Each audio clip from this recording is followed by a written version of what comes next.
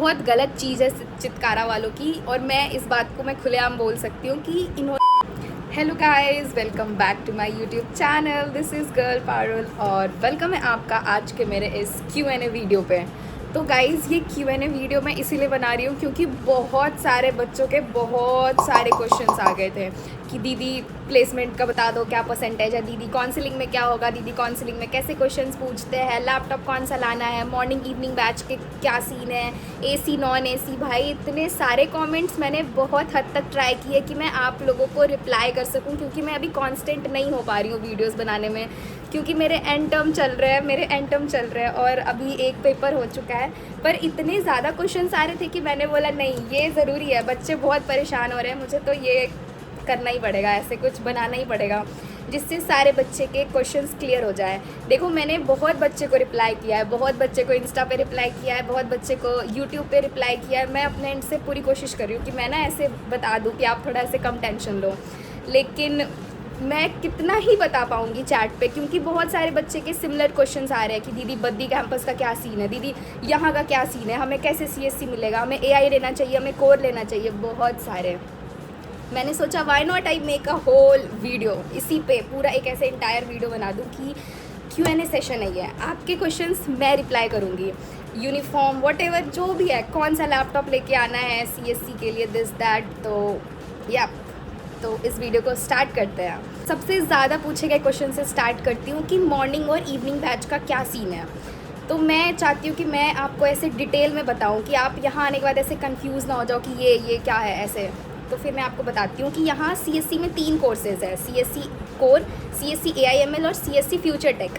तो सिर्फ CSC AI future take की क्लासेस मॉर्निंग में लगती है, क्योंकि इसमें बच्चे कम हैं और इसमें सिर्फ मॉर्निंग बैच लगती है। चाहे वो बच्चा हॉस्टल में रह रहा हो, चाहे वो बाहर से आ रहा हो, डे स्कॉलर हो, उनकी क्लासेस मॉर्निंग में ही लगती है।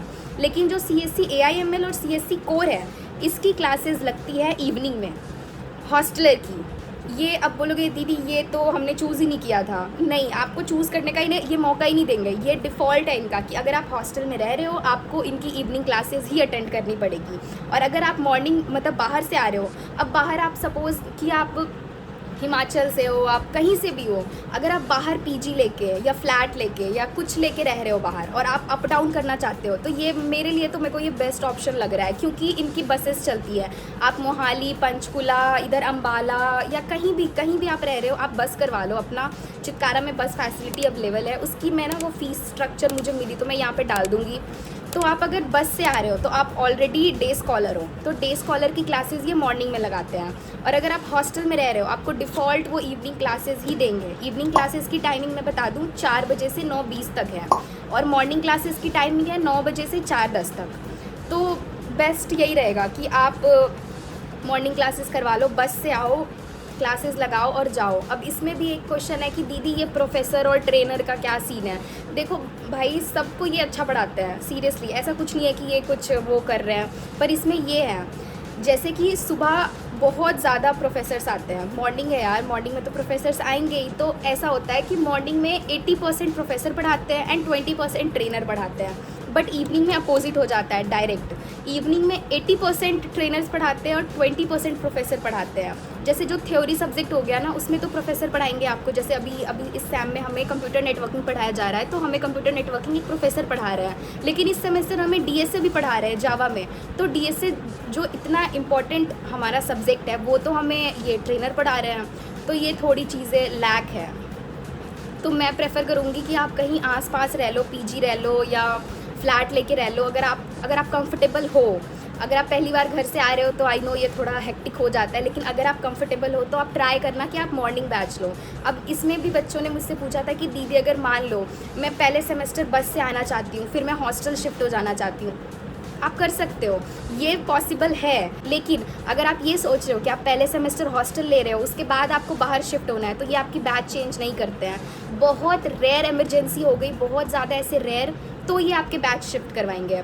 जैसे अगर आप हॉस्टलर हो और आप चाह रहे हो कि आपकी इवनिंग क्लासेस लग रही है सिर्फ CSC वालों के लिए, ये आप सुन लो कि सिर्फ CSC वालों की ही मॉर्निंग इवनिंग बैचेस होती है, बाकी कोई सब्जेक्ट्स में नहीं होती, क्योंकि इनके पास CSC में बहुत सारे बच्चे हैं और इतनी इनके पास जगह नहीं है, या पता नहीं, हमारा यूनिवर्सिटी तो बहुत बड़ा है पर पता नहीं क्या सीन है, इसीलिए ये 2 टाइमिंग्स करके हमें पढ़ाते हैं।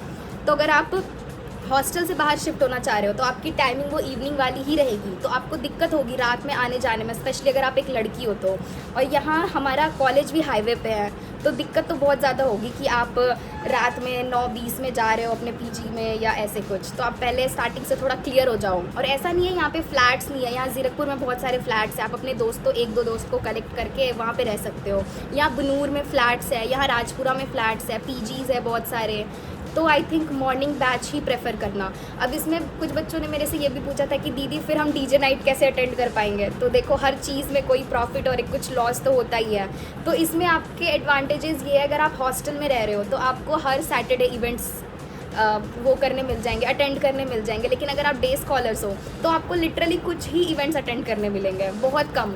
मतलब डे स्कॉलर्स के लिए ज़्यादा इवेंट्स करवाते ही नहीं हैं आई थिंक, जितना ये हॉस्टलर्स के लिए करवाते हैं। एक तो ये हर वीडियो में मेरे बाल इतने ख़राब लग रहे होते हैं ना, पर ठीक है चलो। बहुत सारे इवेंट्स होते हैं जो सैटरडे होते हैं, संडे होते हैं, और वो सिर्फ हॉस्टलर के लिए होते हैं। और डे स्कॉलर्स के लिए बहुत कम इवेंट्स होते हैं जो मॉर्निंग से स्टार्ट होती है। इतनी गर्मी में कौन बंदा इवेंट अटेंड करे यार। तो हर चीज़ में कोई कुछ एडवांटेज और कुछ डिसएडवांटेजेस हैं, तो ये भी सीन है। अब मेरे से बच्चे पूछ रहे हैं कि दीदी हम CSC कोर ले या CSC AIML ले। तो ये मैं नहीं बता सकती हूँ, ये आपको करना है। ये आप बता सकते हो कि आपको CSC कोर में इंटरेस्ट है या AIML में आपको बहुत ज़्यादा इंटरेस्ट है। मैं तो ये बोलूँगी कि अगर आपके पास पैसे हैं तो आप AIML ले लो, इसमें आपको मे बी दोनों चीज़ों की उतनी ही प्रॉफिट होगी। लेकिन अगर आपको ऐसे जाना है कि चलो ठीक है पहले हम कोर पढ़ते हैं फिर हम AIML कहीं से भी पढ़ लेंगे, तो आप कोर ले लो। मैं नहीं बता सकती आपको कि आप क्या लो, ये आपके इंटरेस्ट पे है कि आपको क्या लेना पसंद है। आपको AIML पढ़ना है, मशीन लर्निंग पढ़ना है, आर्टिफिशियल इंटेलिजेंस पढ़ना है ऐड करके, तो आप AIML ले लो। बहुत सारे बच्चे बोल रहे हैं कि दीदी हम AIML ले रहे हैं, अच्छी बात है, आप AIML लो, वो अच्छा कोर्स है यहाँ चितकारा में। एक क्वेश्चन मुझे ये आया था कि दीदी क्या AIML को भी फिजिक्स पढ़ाते हैं ये हर सेमेस्टर? नहीं पढ़ाते। मैंने अपने फ्रेंड से क्लियर किया था, उसने बोला मुझे कि नहीं पढ़ाते, ये हर सेमेस्टर में फिजिक्स नहीं पढ़ाते AIML वालों को, लेकिन कोर में पढ़ाते हैं। मैथ्स पढ़ाते हैं AIML वालों को हर सेमेस्टर, पर फिजिक्स नहीं पढ़ाते हैं, पर कोर में पढ़ाते हैं। समझ रहे हो आप?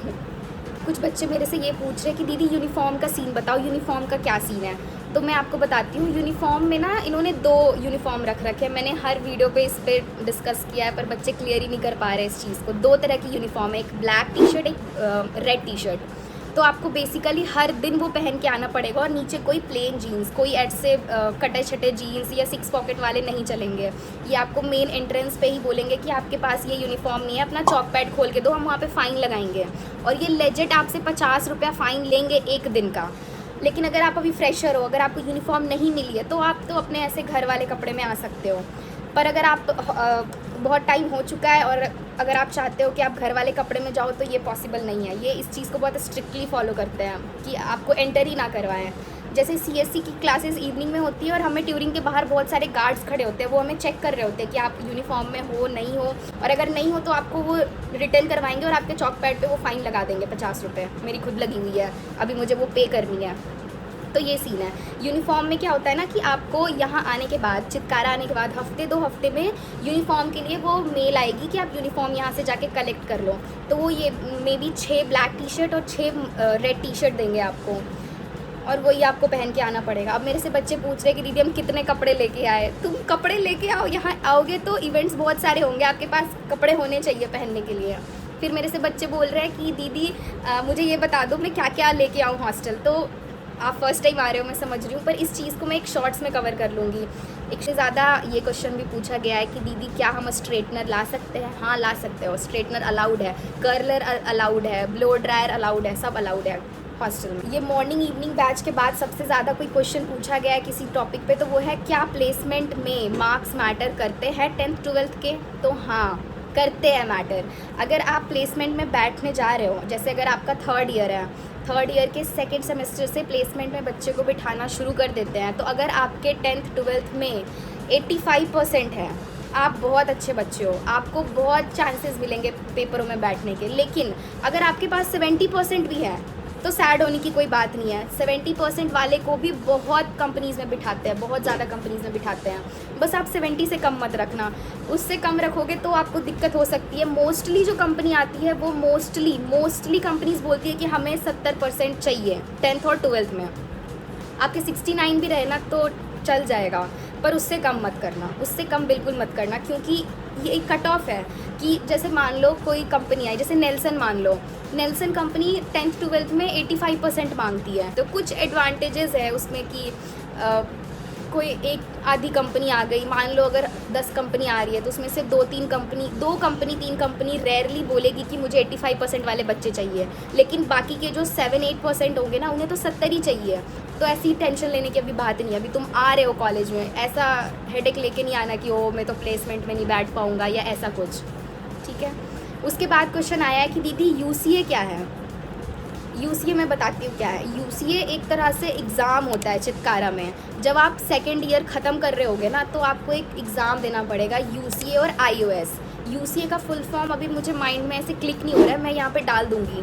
iOS तो आपको पता है, वो एप्पल वाला जो हो गया। तो UCA में क्या होता है ना, बेसिकली जो चितकारा के CSC के टॉप बच्चे होते हैं, आपका एग्ज़ाम होगा, ठीक है। आप UCA के एग्ज़ाम में बैठोगे, उसमें 3 राउंड्स होते हैं। पहले एक राउंड होता है जिसमें सिर्फ MCQs होते हैं, दूसरा राउंड होता है कोडिंग राउंड, तीसरा होता है इंटरव्यू राउंड। तो ये पेपर अगर आप तीनों राउंड अच्छे से क्लियर कर रहे हो तो आप UCA के लिए सिलेक्टेड हो। उसको हाय बोल दो।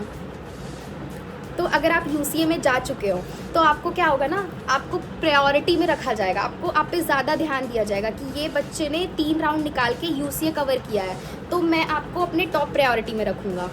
अब iOS क्या है। iOS वो है जिसमें सिर्फ एप्पल से रिलेटेड कंपनीज आती है और एप्पल में आप जा सकते हो, तो वो उसका एक अलग ग्रुप है। UCA का अगर मान लो UCA में 1000 बच्चे, 1000 ज़्यादा बोल रही हूँ, अगर मान लो UCA में 100 बच्चे हैं तो UCA का एक अलग ग्रुप होगा। iOS में अगर 20 बच्चे हैं, iOS का 20 एक अलग ग्रुप होगा। उसके अलावा साइबर सिक्योरिटी, उसका एक अलग ग्रुप होगा। पर UCA टॉप कंसीडर करता है चितकारा। UCA में टॉपर बच्चे ही जाते हैं। और ऐसा नहीं है कि आपका UCA में नहीं हुआ तो आप बहुत ज़्यादा डिसअपॉइंट हो जाओ कि आपको कंपनीज़ नहीं मिलेगी, ऐसा भी नहीं है। यहाँ CSC कोर में एक डिफ़ॉल्ट है फुल स्टैक, जहाँ पे बहुत सारी कंपनीज़ आती है। और वो कंपनीज़ क्या है ना, कि ऐसा नहीं है कि जो कंपनी UCA भर रही है वो आप फुल स्टैक में नहीं भर सकते हो। वो थोड़ी ना वो होती है, प्रायोरिटी की दिक्कत है यहाँ पे। जैसे मान लो कोई कंपनी आई, ठीक है, उसने पहले 10 बच्चे को शॉर्ट लिस्ट किया, लेकिन अब वो चाह रहा है वो 10 बच्चे में उसको वो एबिलिटी नहीं मिली कि यार मैं तो इससे सेटिस्फाइड नहीं हूँ, तो वो ना फिर से 10 बच्चे और बुलाएगा। तो वो बुलाएगा कहाँ से, उसने तो आपका पेपर लिया नहीं, उसने तो आपको शॉर्ट लिस्ट किया नहीं, तो वो UCA ग्रुप से बुलाएगा। और UCA ग्रुप से जब आप जाओगे तो आपको मे बी हो सकता है कि डायरेक्ट वो इंटरव्यू में बिठा दे कि यार ये बच्चा UCA में है, इसने पहले मेहनत करी होगी, ये सोच के वो उसे डायरेक्ट इंटरव्यू में बिठा देते हैं। जैसे प्लेसमेंट में क्या होता है ना, कि पहले एक राउंड होता है पेपर का, फिर होता है कोडिंग राउंड, फिर होता है इंटरव्यू राउंड, फिर HR राउंड, ऐसे बहुत सारे लेवल्स होते हैं। लेकिन जब आप UCA में रहोगे तो आपको कभी कभी ऐसा होगा कि डायरेक्ट कॉल कर लिया जाएगा कि आप UCA में हो, आप इंटरव्यू देने आ जाओ इस कंपनी के लिए।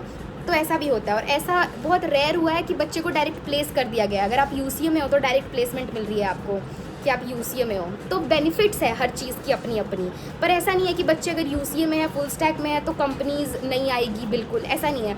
बस कभी कभी होता है कि जो हायर पैकेज की कंपनी होती है वो पहले UCA वाले को जाती है, UCA वाले ने अगर पूरी फिल कर दी तो वो फुल स्टैक को आती है। तो अगर आपको ऐसे बहुत फ़ाइट करना है ना, तो आप UCA के लिए फ़ाइट कर सकते हो, अपने स्कोर बढ़ा सकते हो वहाँ पे जाके। यही चीज़ है UCA को लेके। पर ऐसा नहीं है कि अगर आप फुल स्टैक में जा रहे हो तो आपको ऐसे कंपनीज़ नहीं मिलेगी, आपको मिलेगी, अपॉर्चुनिटी मिलेगी, बस वो थोड़ा मैटर ऑफ टाइम का डिफरेंस हो जाता है कि उस टाइम पे किस चीज़ को प्रायोरिटी दे रहे हैं चितकारा वाले। तो ये चीज़ है। तो मैंने UCA और iOS का जितना मैं जानती थी अपने एंड से पूरा क्लियर कर दिया। अब आती है बात क्रेडिट्स की कि दीदी ये सब्जेक्ट में क्रेडिट्स क्या होते हैं। जहाँ तक मैंने समझा इस चीज़ को, मैं आपको समझाने की कोशिश करती हूँ कि एक तो पहली बात ना, आप मेरे बातों पे ऐसे बिल्कुल ये मत हो जाओ कि बोल रही है तो यही चीज़ है। आप थोड़ा अपने हिसाब से भी रिसर्च करके देखो, क्योंकि चितकारा बहुत अपडेटेड रहती है, हर साल अपने आप को बहुत अपडेट करती है। तो मे बी कभी ऐसा हो सकता है, पर मैं ऐसा जानबूझ के नहीं करूँगी, कभी ऐसा हो सकता है कि कभी कुछ चीज़ों में मैं लैक करूँ और वो चीज़ हो ना एग्जैक्ट।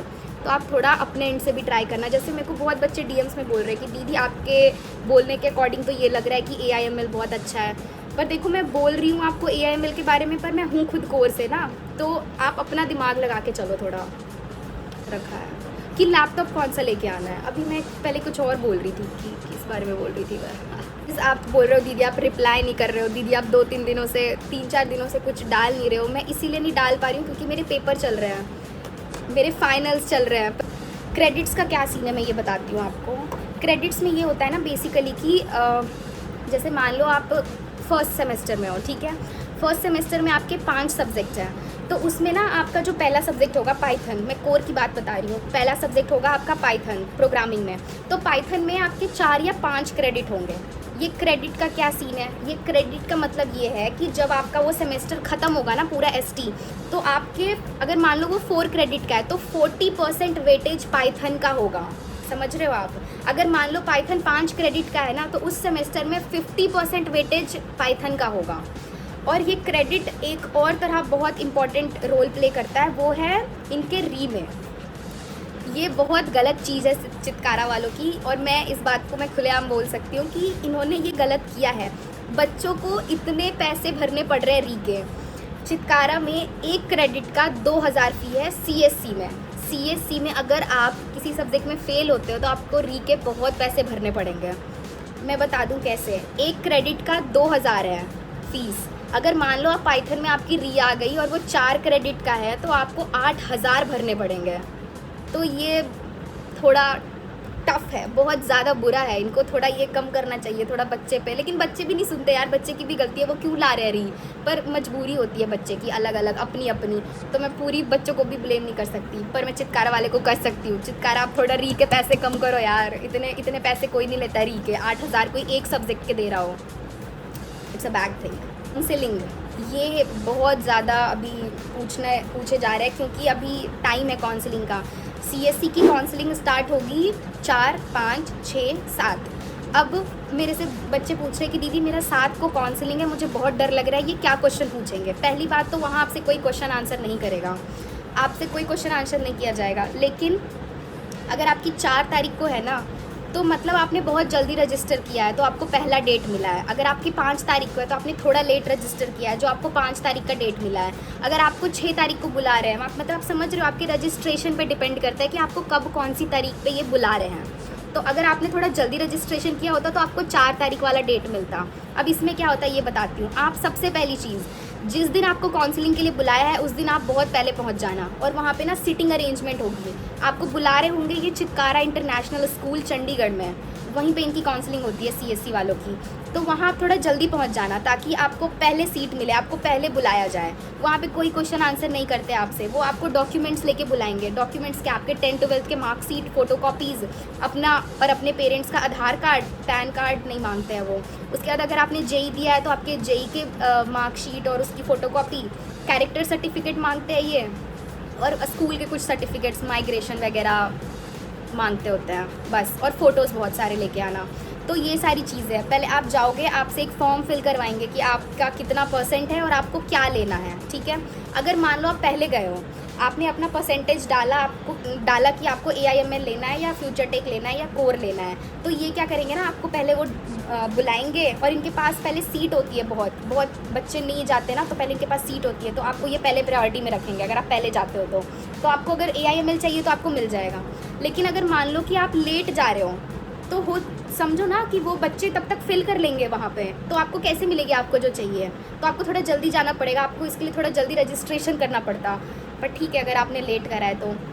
उसके बाद ये 1-2 चीज़ें और करते हैं, जैसे कि मान लो अगर इनके चित्कारा में राजपुरा कैंपस में अगर CSC कोर या AIML में सीट फुल हो गई है तो ये आपको बद्दी कैंपस देंगे। और मेरे हिसाब से बद्दी कैंपस एक ट्रॉमा है। ट्रॉमा इसीलिए है क्योंकि जब आपकी प्लेसमेंट की टाइम आएगी आपको यहीं आना पड़ेगा, भले ये बस प्रोवाइड करवाए या जो प्रोवाइड करवाए, लेकिन आपका तो मेंटल पीस ख़राब होगा ना कि आप बस से हर दिन ट्रैवल कर रहे हो अपने इंटरव्यू के लिए, अपने दिस दैट के लिए। तो आप थोड़ा ट्राई करो कि आपको चित्कारा का राजपुरा कैंपस ही मिले, बद्दी कैंपस मत लेना, हिमाचल वाला अच्छा है। पर अब इसके लिए अगर मुझे चित्कारा वाले ने बुलाया कि तुम तो बच्चे को ऐसे कर रहे हो, पर ठीक है मैं सच बता रही हूँ आपको। तो ये चीज़ है। काउंसलिंग में क्वेश्चन नहीं पूछते यार, टेंशन नहीं लेना। लेकिन हाँ एक चीज़ है जो बहुत ज़्यादा ट्रॉमाटाइजिंग है। जब मैं मेरे पापा के साथ आई थी यहाँ काउंसलिंग के लिए, तो ये आपको पता है क्या करते हैं, ये आपको ऐसे रॉ में बिठाते हैं। बहुत बड़ा हॉल होगा और आपको ऐसे 2 रॉज में बहुत बच्चे बैठे होंगे उनके पेरेंट्स के साथ, और ये कॉल कर रहे होते हैं कि जेई में 90% जाओ, जेई में 80% जाओ। मेरे में तो हुआ था, आप में होगा नहीं होगा पता नहीं। तो वो उस वक्त ऐसे होता है कि यार ये 90% में इतने बच्चे हैं, मेरा इतना कम क्यों आया है, 80% में इतने बच्चे हैं, मेरा इतना कम क्यों आया है। ये थोड़ा टॉर्चर लगेगा आपको अपने पेरेंट्स के सामने। और ऐसे धक धक हो रहा है अंदर कि यार AIML में सीट ना फुल हो जाए, कि फिर ये मुझे बुलाए ही ना और ये मुझे कोर में दे दे आपको, अगर आपका मनपसंद चीज़ ना मिले तो ये चीज़ है। पर डरना नहीं है आपको। फिर अंदर आप जब आओगे ना, वहाँ जब आपको कॉल कर दिया जाएगा कि आप इतने परसेंट वाले हैं तो आप जाओ, तो आप जब जाओगे अंदर फिर वहाँ आपको फॉर्म देंगे, वो फॉर्म फिल करवाएंगे, आपको चित्कारा के बच्चे मिल जाएंगे जो आपको मदद कर रहे होंगे कि आप ये करो, ऐसे करो, वैसे करो। उसके बाद ये आपको एक डेट देंगे शिफ्ट करने के लिए। फिर बच्चे मेरे से बोल रहे हैं दीदी आप ना हॉस्टल का लिंक डाल दो। मैं नहीं डाल सकती वो लिंक, वो चित्कारा वाले आपको मेल पे लिंक देंगे और आप प्लीज़ अपने मेल पे अपडेट रहना। चित्कारा आपको एक मेल करेगा, जो मेल आपने वहाँ पे दिया है अपने पेरेंट्स पे नहीं करते, ये आप पे मेल करते हैं। तो अपना मेल ऐसे अप टू डेट रखना, चेक करते रहना जुलाई के स्टार्ट से ही, क्योंकि अगर आपको हॉस्टल फिल करना है तो वो आपको जल्दी फिल करना पड़ेगा। तो थोड़ा अपडेट रहना अपने मेल को लेके। काउंसलिंग में डरने वाली कोई बात नहीं है। अब देखो आपने रजिस्ट्रेशन कर दिया है, अब आप डर के कुछ नहीं कर सकते हैं, अब आप डर के कुछ नहीं कर सकते। अगर आपको इनको देना रहेगा ये देंगे, नहीं देना रहेगा नहीं देंगे, आप थोड़ा रिक्वेस्ट करोगे तो मे बी दे दें।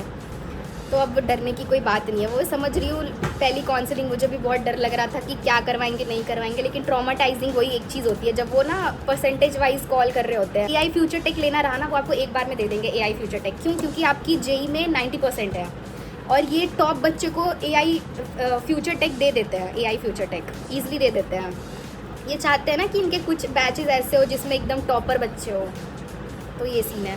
अगर मान लो आप 7 तारीख को जा रहे हो और एकदम लास्ट में जा रहे हो, तो ये अगर आपको इलेक्ट्रॉनिक्स देना तो ये पॉसिबल है, क्योंकि तब तक सीट फुल हो जाती है। मैं डरा नहीं रही हूँ आपको, आपका लक अच्छा हो सकता है आपको मिल जाए, लेकिन सीट फुल ना हो बस।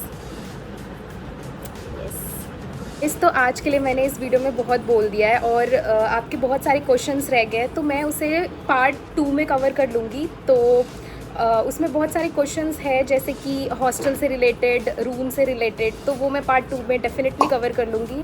आज के लिए thank you so much for watching and like share subscribe and love you, bye.